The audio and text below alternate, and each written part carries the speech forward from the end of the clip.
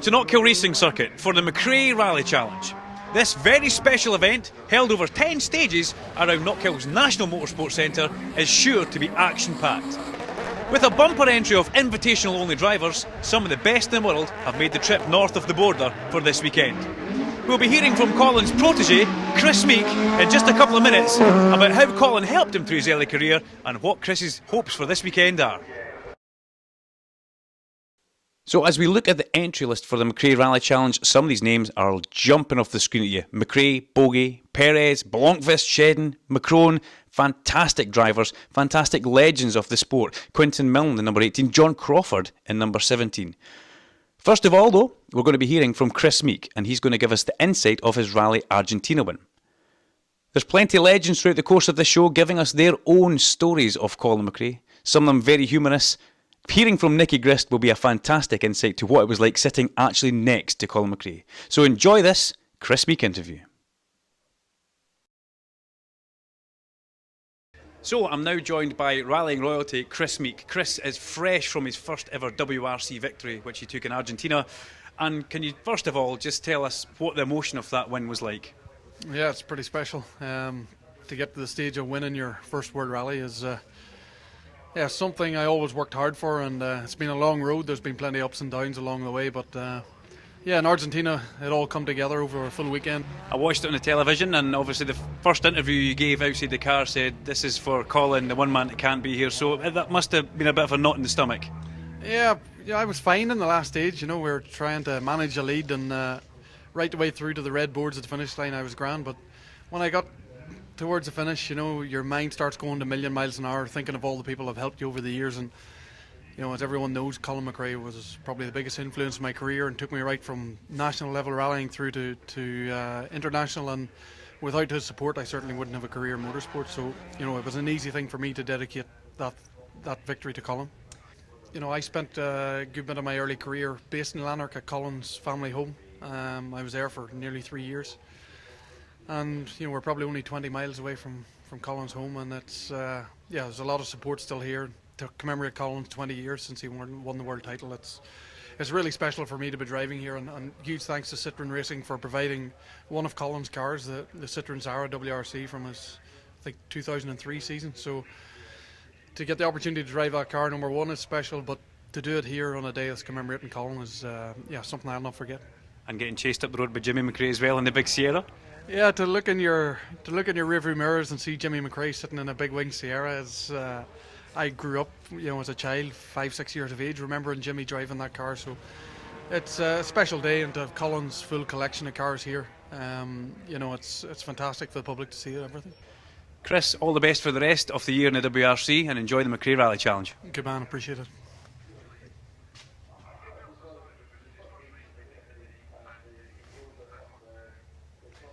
So as we see Kris Meeke driving his Citroen Zara onto the start ramp behind us here at Knockhill for the McRae Rally Challenge.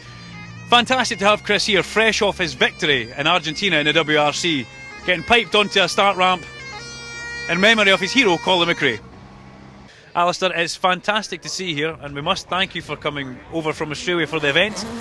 Can you just give us your kind of idea of what the event actually means to you? Oh no, I mean it's obviously a great event. It's when you say it's 20 years since Colin won the World Championship, that was the year I won the British, so it doesn't seem like 20 years ago. But obviously it is, and it's great to be here, and it's great to see so many different cars here, especially the ones that Colin actually drove. So great event. The weather, for some reason, Knockhill's sunshining this weekend, which doesn't happen. But great to be here and enjoying the event. Kris Meeke's here. Your dad's second on the road. Then there's yourself. What's it like chasing down that big whale-tail Sierra? Yeah, no, good. I think the clutch is slipping a bit off the line when I saw him the last time, but no, it's obviously great. That Sierra is the one car that all three of us have driven, so there's a bit of history there. So he's doing zero car, and obviously to have Kris here after his first win in Argentina is tremendous. We've been asking a lot of people their best memories and funny Colin stories.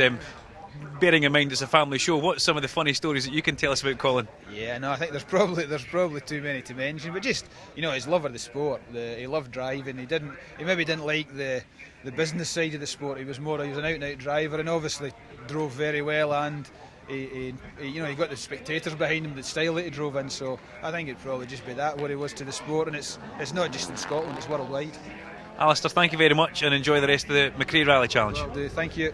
So as we see footage of the legendary Stig Blomqvist here, up next is going to be special stage 3 and 4. We're going to hear from Stig later on, and Gordon Shedden.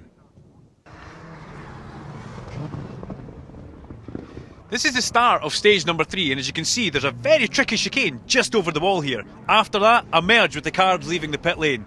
There's a fantastic array of cars here for the start of this, and it is so close at the top of the leaderboards. Alister McRae currently leading by only 2 seconds. Gordon, yourself, talk us through the car. You're lucky enough to be driving a Den Prepared Motorsport Mark II Escort this weekend. Yeah, I mean, it's a fantastic bit of kit. Lucky enough that the Beatsons have given me this car to use this weekend. But it's, the car drives from the wrong wheels as far as what I'm normally used to. So very different from the Civic Type R touring car. But I'm literally driving every corner with a huge smile on my face, having lots of fun out there, and. It's throwing everything at us today. Lots of changeable conditions, but it doesn't matter. We're having lots of fun. Colin McRae, as Stuart says, a legend. How would you describe it? How would you sum him up? Yeah, I mean, he was just an iconic figure, wasn't he, for Scottish motorsport and for worldwide motorsport. Probably one of the few characters who, from kind of toddlers through to kind of grandparents all knew, whether it was for his rallying exploits and for some people even more famous for his for the computer game. I'm sure there's probably 1 or 2 occasions in his rallying career he wishes he could have pressed Control Alt Delete and started again, as I did many times playing the game as a kid. So yeah, an iconic figure. You're having a ball here. You two guys are you're getting on well together. We interviewed you before the start, but how do you see yourself finishing? Because you're in there with the big 4-wheel drive cars and that little 2-wheel drive car. We were doing okay, and it just rained at the start of the last stage, and that's put a bit of a dampener on it. Quite literally, we were on slick tyres, but through the time control. See, I'm learning rallying terminology now. But we got round the stage, no damage, and we'll live to fight for the next stage. Yeah, Stuart says only rallying terminology you knew was flat earlier on. So thank you very much, guys.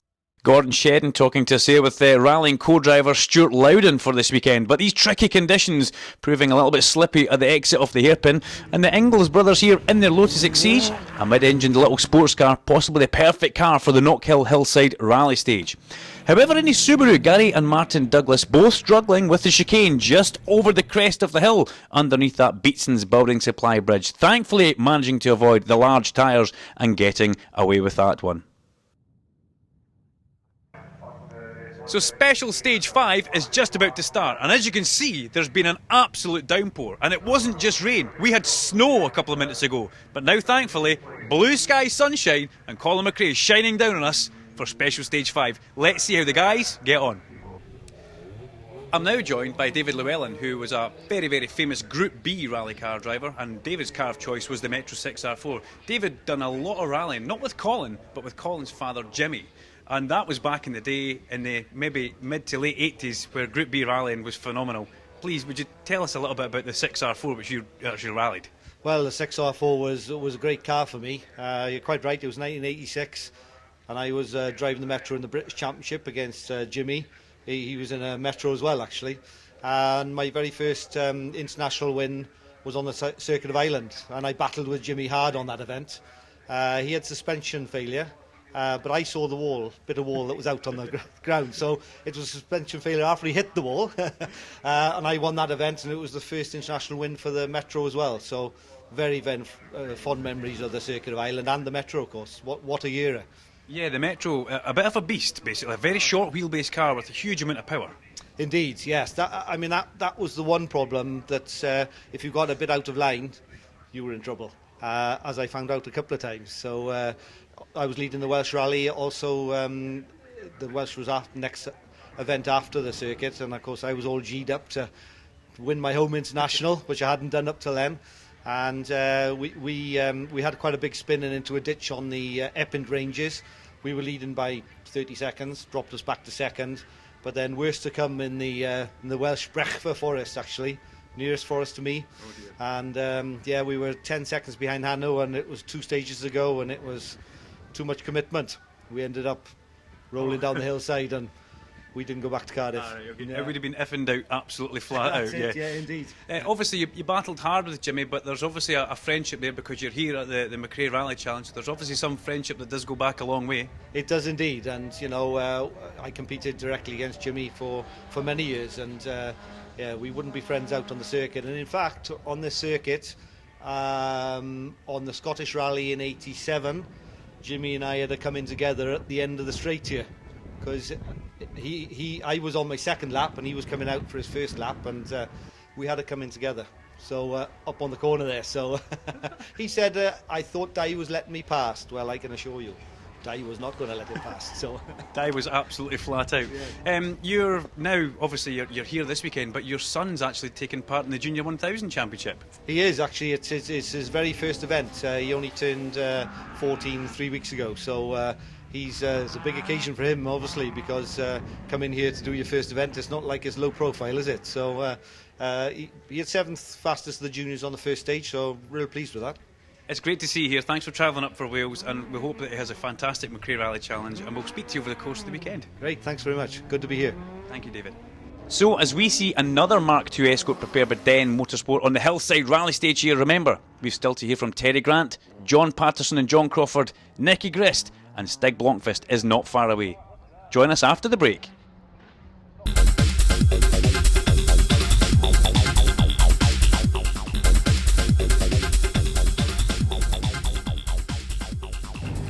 Welcome to day 2 of the McRae Rally Challenge here at Knockhill. Kris Meeke is just on the starter ramp in his WRC X Colin McRae car, but we're going to have a word with the actual rally leader, Alister McRae. Alister's picked up a 4 or 5 second lead from day 1, so he's already on form and looking to take a very emotional victory here. Can you hold us together today though? That's the big question. Yeah, no problem. I like a confident man, I like that. How's the car? Have you made any changes overnight? No, I mean the car worked well yesterday. We've got a slight issue with the front diff, but it's not a problem. It should be good to the end of the day. I think it just depends on the weather. Obviously, David's pushing hard, he's in the Fiesta, and you've got your young newbie behind that, so a lot can happen. Just like one spin or slight wide and then it's all gone, so 5 seconds is not a big advantage.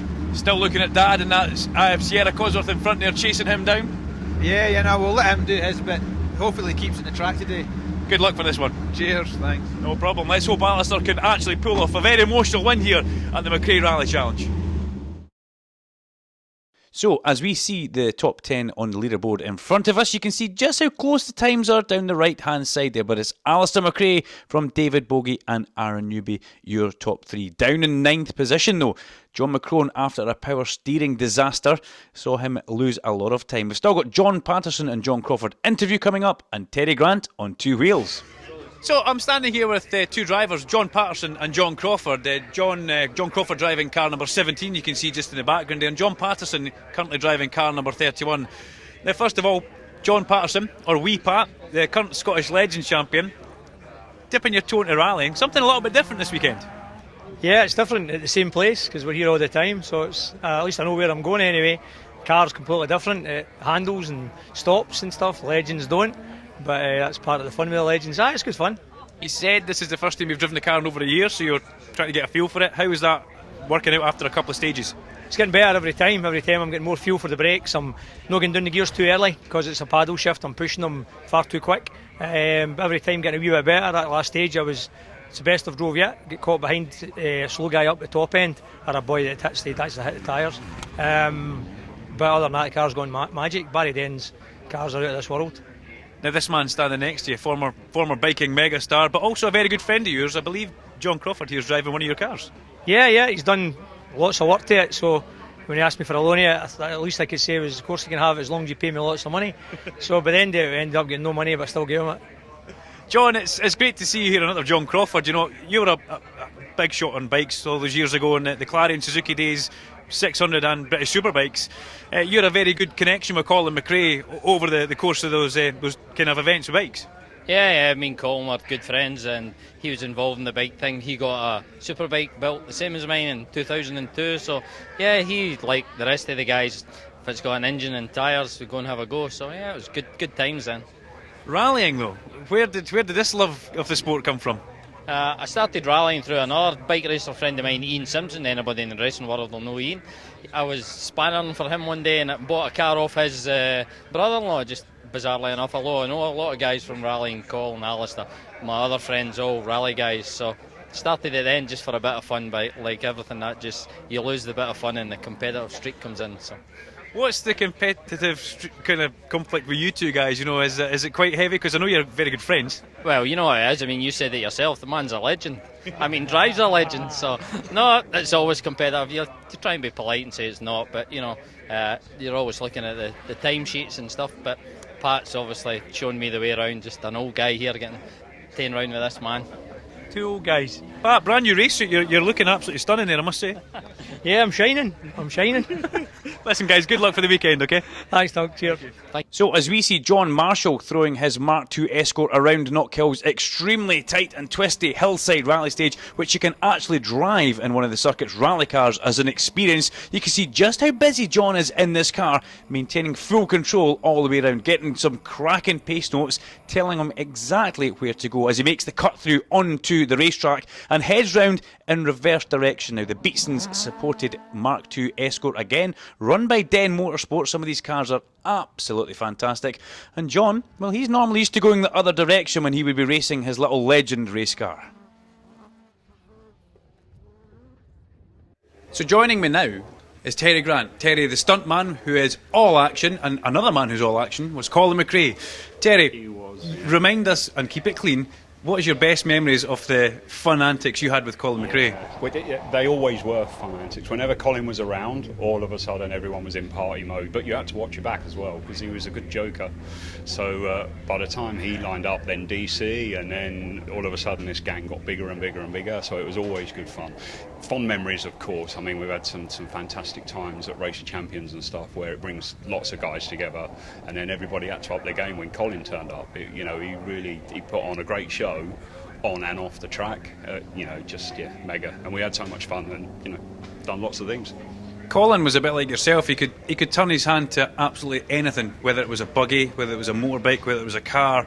He had kind of that adaptable style, just like yourself. Did you guys ever talk about how you could adapt to vehicles? Yeah, absolutely. I mean, many times we spoke about doing all sorts of crazy stuff just for fun, not even for show. We did talk about doing some stuff in shows as well, but mainly just for fun and just for our own entertainment. And it's weird, you kind of, if you do something that's out of your comfort zone and then you do it good but very, very quickly, you just laugh. It's just the reaction. So we've many times we've stood and laughed and done stupid stuff, like the time when he climbed out of the car when we was on two wheels at Wembley. We literally, there I was chatting to him on two wheels, and out the window he went, and other people have got out a little bit, but Colin was all the way out. He had both feet outside the car and was doing all sorts of stupid stuff. Obviously the fun antics with the two-wheeler at Wembley, I was going to ask you about that, but what's your best or greatest, fondest memory of Colin actually competing? There's so many moments, isn't there? I mean, mega. It was more the attitude of, I don't care, it's still got one wheel, I'm carrying on. That one wheel still turns and it's still got a bit of air in it, I'm going to get to the end. It was that. It was, he never gave up. No matter what happened, he just kept going and going and going. And the rest of the family are the same. It's no different, not really. It's it's that. It's just don't give up, keep going, and you'll get there. And he did get there, and he got there many times. And yeah, that's why he's got so many fans now. He's a legend. We've seen you competing, and that's a great word to finish your sentence on there. We've seen you competing or demonstrating today. The legend. Now, you have been in that car for years doing your demonstrations. How do you come up with new tricks? Middle of the night, normally. Pen and a piece of paper, and I'll wake up 3 o'clock in the morning and invent a new trick. And that's how it's been for years. Not just with the legend, with all of the cars that come up with these crazy, silly ideas. So long may it continue. Terry, enjoy the rest of the McRae Rally Challenge sponsored by Beatsons, and we'll talk to you and hopefully see you over the rest of the weekend. Yeah, sure. Thank you. So here I am standing with Nicky Grist, Colin McRae's former co-driver. Nicky, can you just take us through some of the really exciting moments that yourself and Colin had over those many great years? Well, there's probably good and bad, sad and happy. Colin, certainly co-driving for Colin was exciting most of the time, to be fair. As a rally driver, I mean, he's synonymous, of course, but he was also a social time bomb as well, you know, so there were great times outside of rallying. I mean, the rallying side was our job, we took that for granted, but some of the parties that we had after events were certainly tremendous. But sat in the car, I mean, my first year with him was quite a special year, to be honest. We were jumping into Subaru, and it was what I regard as one of the best looking world rally cars we'd ever seen in the original WRC Subaru. But I was drafted in to supposedly try and calm him down and cool him down, but you know, to be honest, when I didn't have to, or didn't find I had to do that, because he almost realised that over time that, he realised this was his chance to really start again. And I have to say, all the tests started well, and we went on that year to win 6 events. Now, normally anybody that wins 6 events in a season wins the World Championship, but we finished second after numerous mechanical issues. And of course, in Colin McRae style, we visited a few ditches here and ripped a couple of wheels off there. But that was all a part of rallying with Colin. But that first year, although we won 6 events, the one event that I took greatest satisfaction out of was winning Safari with him. Now, at the end of the day, Colin was all about flat out. Finishing second was never an issue. It was do or die, go for gold.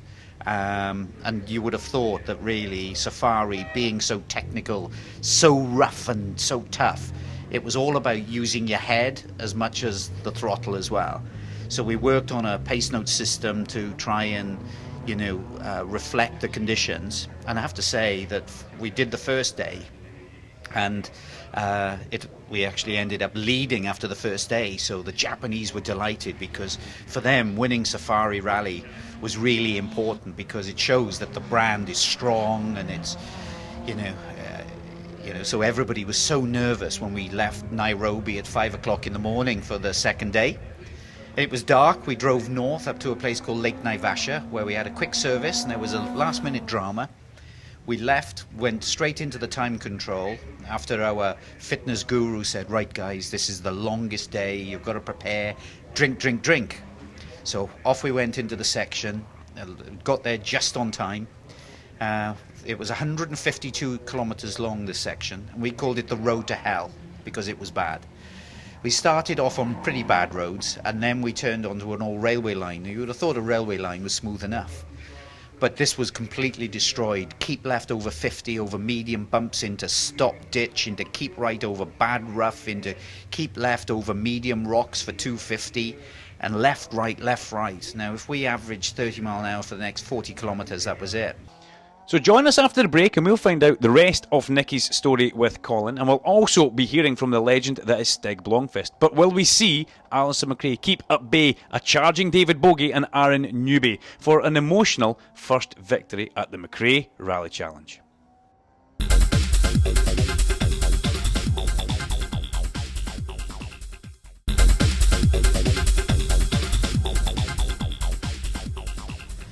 We came onto a smooth section before Crossroads left, and he said, how far have we got? I said, there's about 100 k's to go. He said, listen, I have to have a pee. I said, you what? He said, listen, I've got to have a pee. He said, I can't hold it anymore.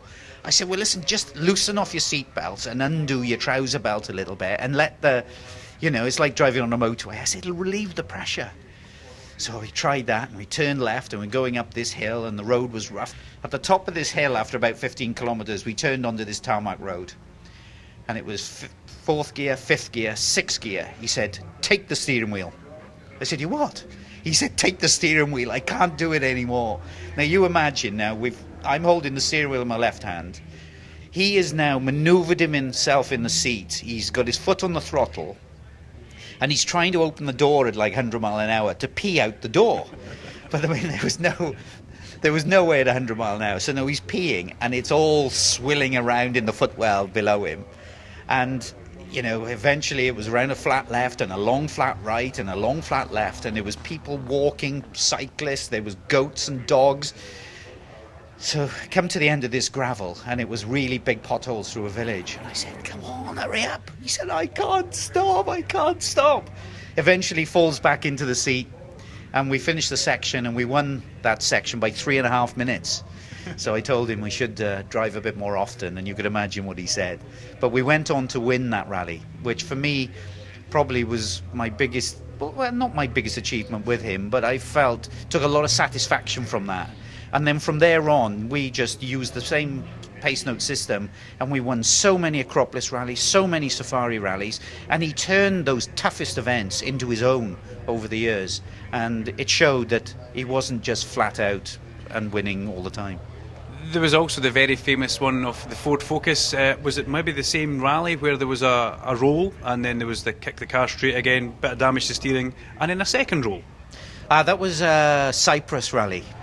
They called that his Mad Max moment, because, you know, in true Colin style, we were leading the first day, and we were under some pressure from Marcus Grunholm. Obviously, it was the last day. I think it was the last day. So we started the first section, and it was a big slide into a 6-gear corner, clipped the bank, rolled, ended up, we just spun and twirled around, and we ended up reading the notes again, going the wrong way. Whoa, turn around. Anyway, we managed to sort of kicking bits and pieces and repairing this, repairing that, only for us to go and roll again. But we managed to get something out of it and pick up the last of the WRC points. But that was another side to Colin. While, you know, these accidents happened and he was very spectacular, he was also, believe it or not, quite how could I say, kind on a car mechanically in his driving. Although he was quick, he was very smooth in the way he changed gear and the way that he drove. But he also was very mechanically savvy, so he knew what to do and put the spanners on the car. And to be fair, you know, more often than not, he gave us some results where most people would have retired. Mechanical sympathy does go a long way in rallying. In your honest opinion, or in your own opinion, was Colin McRae the fastest ever rally driver? Yeah, I would say, well, I mean, it's difficult, isn't it, when you look at what Sebastian Loeb has done. I mean, he's blown all the record books apart.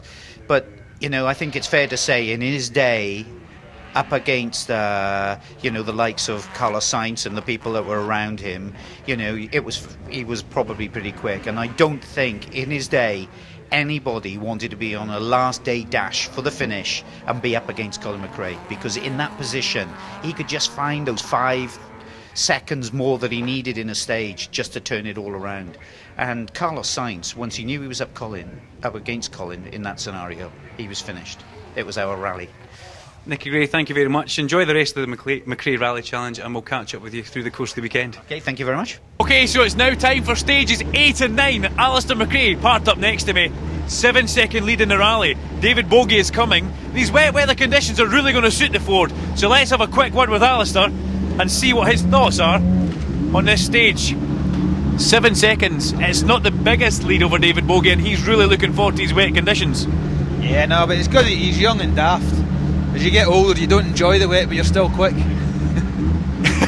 Well, I'm going to take that as a compliment for Bogie, but can you hold him off for this one? I don't know, I'm sure he's going to go quickly here. He was telling me he's got some brand new tyres to stick on, so we've cut our old ones, and we're going to see what that can do. But yeah, no, it's good. It's good for the spectators. There's a bit of a fight on for the first position, and we'll do our best, and he'll do his best as well. Best of luck. We're going to go and have a word with Bogie and see if we can wind him up a bit. I'd do that, wind him right up. Right, so let's just quickly go round and have a word with David Bogie in this beautiful little Fiesta R5. David says that the wet's really going to suit him just now as he opens the door for us, lets us in here. Alister McRae just said to me, when you're young and daft you go fast, and you can enjoy the wet when you're a bit older. You don't enjoy the wet when you're older. I think he's as daft as anyone, so no, I think it's going to be good in here. You know, I think we needed that wee bit of rain just to kind of even it up a wee bit, so we'll be pushing hard, and more than hopefully we don't throw it all away.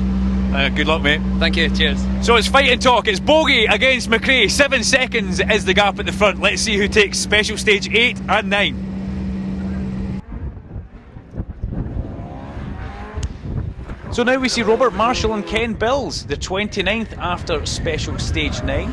34 minutes and 18 seconds in total. Robert Marshall more accustomed to going the other direction, as he's a very famous car racer in the Scottish Classic Sports and Saloon Car Championship in another Mark II Escort. Today he's going through the chicane there and using a little bit more grass than he possibly should as he comes up towards Scotsman Corner from the Arnold Clark chicane. We now go on board with Robert Marshall, and as we're doing this we'll watch him go through Leslie's, and Let's go catch up with the legend that is Stig Blomqvist. So I'm now joined by an absolute legend in rallying. It's none other than Stig Blomqvist. Stig, first of all, welcome to Notkill Racing Circuit and the first ever McRae Rally Challenge. It's fantastic to have you here, and are you enjoying the event? Yeah, it's fantastic what you said, and it's really nice fun here, and it's nice to see so many people come here and celebrate what they're doing here today. That's really good. Stig, you've had a huge career in rallying. It started in 1964, all those years ago. What was your first rally car which you actually rallied? My first rally car was a Saab 2-stroke, 52 horsepower, so that has changed a bit since then. And that's a little bit different to what you're actually driving this weekend here, isn't it? Yeah, no, it was a bit of a surprise to get that car I'm driving here now, the Firenze, but the car is good fun and it's powerful and V8 sounds nice. You done a lot of rallying with Colin's father Jimmy. Was it quite a strong rivalry that you two guys had? Yeah, Jimmy was really, really good, and okay, he here in England on the tarmac and things, he was unbeatable. Really, he was very good. So we had a lot of good memories together with Jimmy about rallying here in England. Well, it's great to have you here, and obviously we're here to celebrate that Colin McRae's life. What's your favourite or best memory of Colin himself? Okay, it's so many, because he, even if it was too short for him, but okay, he did a lot of things and really good things, and he was a really quick driver. So, but find just one special thing about Colin, it's quite difficult. Okay, he beat me in go-karting in Evermore in the 70s when he was a young kid, so that was the first time I met him, really. Stig, thank you very much. Enjoy the McRae Rally Challenge, and we'll hopefully catch up with you through the course of the weekend. Okay, thank you. Have fun. Thank you very much, Stig Blomqvist. And now we see Aidan Moffat and Peter Outdrum in their Escort Mark II. Now Aidan, the second touring car star here this weekend, Gordon Shedden and Aidan Moffat fresh from the British Touring Car Championship. And Aidan swapping his Laser Tools Racing Mercedes touring car for an Escort Mark II. And it's so great to see Aidan wanting to be involved in this Colin McRae rally. We'll look in the rearview mirror from Aidan as we go down the back straight there, which is a giveaway of a circuit racer as he goes over the Arnold Clark chicane and uses just as much grass as he would in his touring car, I can imagine you. A stylish little driver is Aidan Moffat, and I know he is a huge Colin McRae fan. My personal favourite memory of Colin McRae has got to be 1997 in Australia, with himself and Nicky Grist in the Subaru Impreza doing those amazing jumps towards the end of one of the stages, and in that very gravelly voice, McRae turning round to Grist and saying, "What do you think of those jumps, wee man?" And Nicky Grist claiming he was dizzy as he was coming over the crest of those jumps. That's one of the memories from Colin McRae. There are so many, but we're back on board with Aidan Moffat here, and you look at the skills of this very young, talented driver working his way around the hillside rally stage. Robert Adamson and Jane Nicholl now in their Escort Mark II. Jane Nicholl, a very noted co-driver, and she normally drives and steps in with Andrew Gallagher in Andrew's car, but Jane this time in the Escort Mark II doing her bit in here. This very famous livery on this car, the lovely blue wheels, but the almost Marlborough-esque stickers on the side of it. The field is absolutely flooded with Mark II Escorts, a very famous rallying car from back in the day where rear-wheel drive did kind of rule the world. A lot of different engines in certain cars. The 1600 BD engine is a very famous one, and a few Vauxhall 2 litres. Murray Coulthard and John Frew. Murray Coulthard, nephew, and look at that for a bit of skill round the hairpin there here at Knockhill, nephew of David Coulthard, and this little car is an absolute flyer, and I've got to say Murray Coulthard drives this little Citroen exactly how David Coulthard would like it to be driven. It's all action, it's all noise, and it's all revs, as you can hear in the background here. Over the crest of Duffus Dip there, Murray Coulthard was pictured in several motorsport editions, going extremely sideways over the top of Duffus Dip and keeping his foot absolutely flat in it and saying, "If in doubt, flat out," even retweeted by David Coulthard on Twitter. So good to see him there. We've got Jerry Gee and Ian Grinrod in a Talbot Sunbeam. Another beautiful addition of a rear-wheel drive car. Understeering his way through Knockhill, then finding a puddle going through the Arnold Clark chicane. But the Talbot Sunbeam, another famous rear-wheel drive car, and quite a lot of the lights on the front of that, as we used to see in the days gone by of rallying. Don't see that many lights attached to the front of rally cars now. We normally see them in a beautiful big pod on the front. But the Junior 1000s are coming up after the break, so join us then and we'll see exactly what the kids are going to be doing.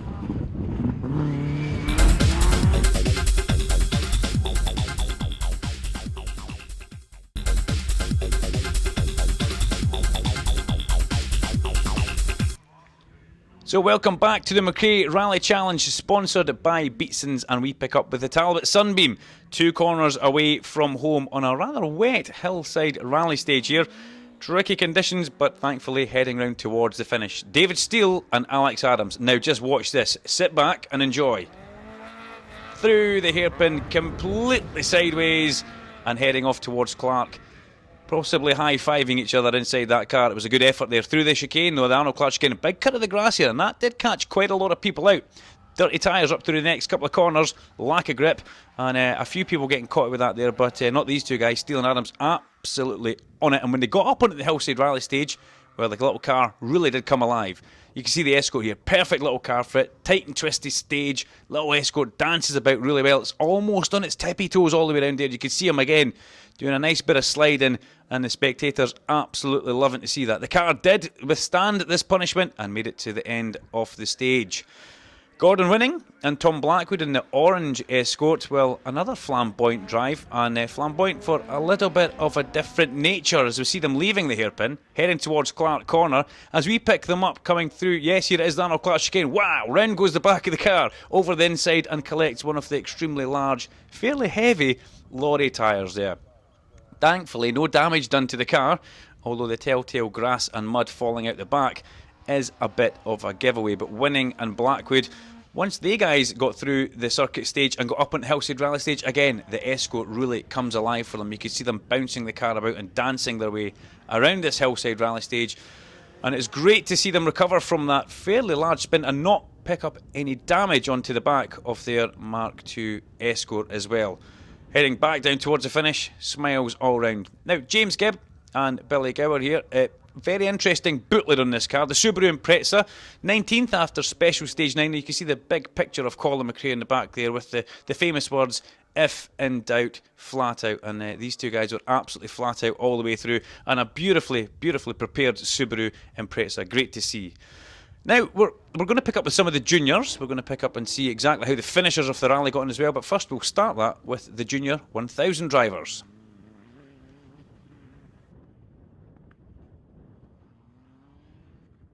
So we're now joined by the winner of the Junior 1000 category, Finlay Retson, and a margin of a minute over your second place competitor. Yeah, well, I'm amazed with the time. Peter, unfortunately, Peter went out today, which kind of made the gap a bit bigger to the next car. But no, I really enjoyed it, and big thanks to everybody who's helped me throughout this year. What does it mean to you to win the first ever McRae Rally Challenge, winning the junior section of it? Yeah, it means a lot because, yeah, like you said, it's the McRae Rally Challenge. Lots of big names here, and it's the first round of the championship as well. To start it off with a win, it's just amazing. Finlay, congratulations. Thank you very much. Second place in the Junior 1000 category was Craig McIver, a minute behind our winner but 13 seconds ahead of third place. A difficult rally with very changeable conditions, but a good way to start your championship. Yeah, it went really well. It was changing conditions like you said, and it was just trying to get to the finish really. Your next event's at Crail. Can you maybe make one further step up the podium? You never know, we'll try. I'll just see how it goes. And we said to Finlay, what does it mean to you to have taken part in the first ever McRae Rally Challenge here at Knockhill?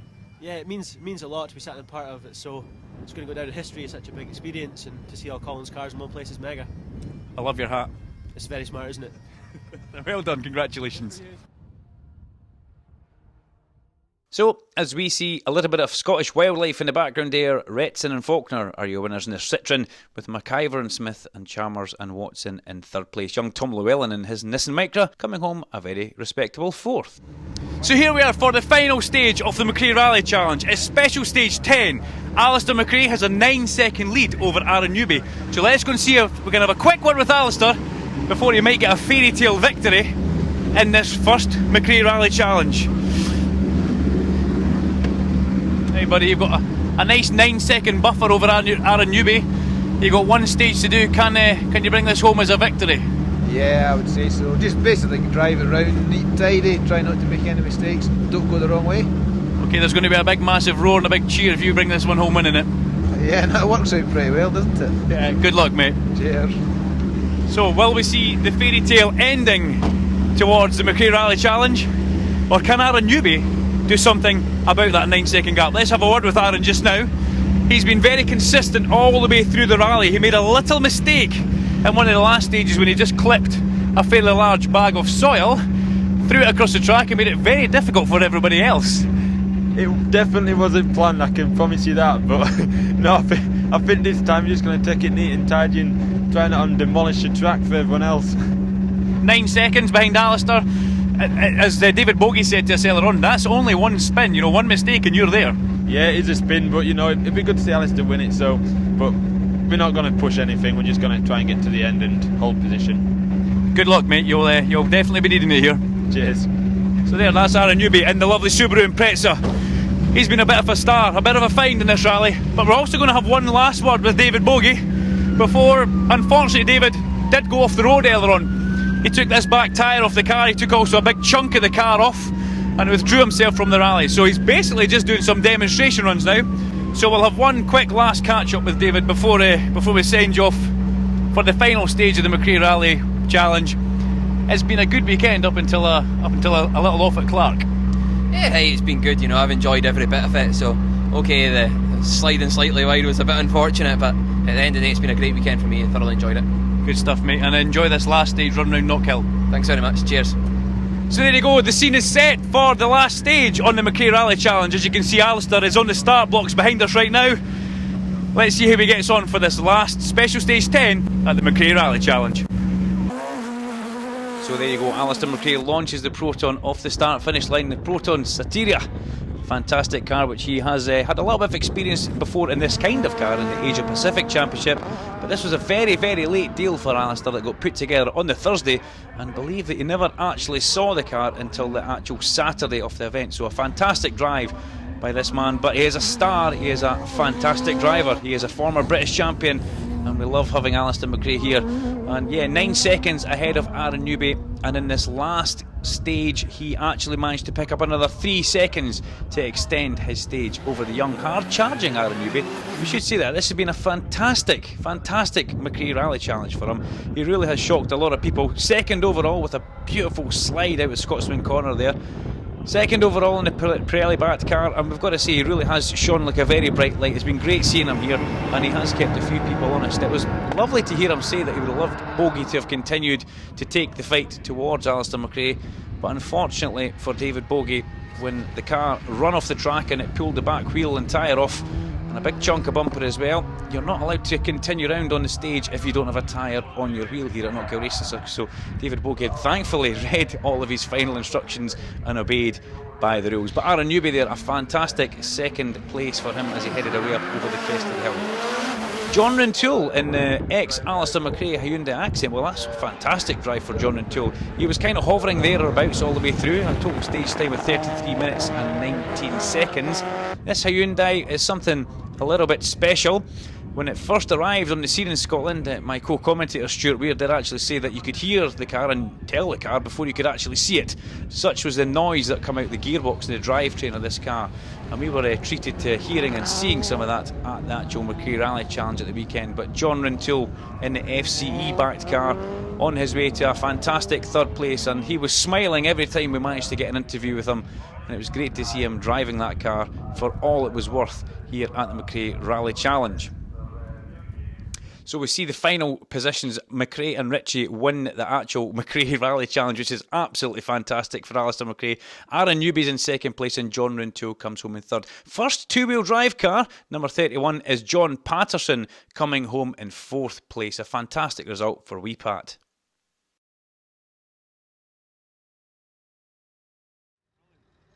So the McRae Rally Challenge has been won by Alister McRae. A very emotional victory, but very hard work. Yeah, no, it has been. It's been a great weekend. Tricky conditions with the weather.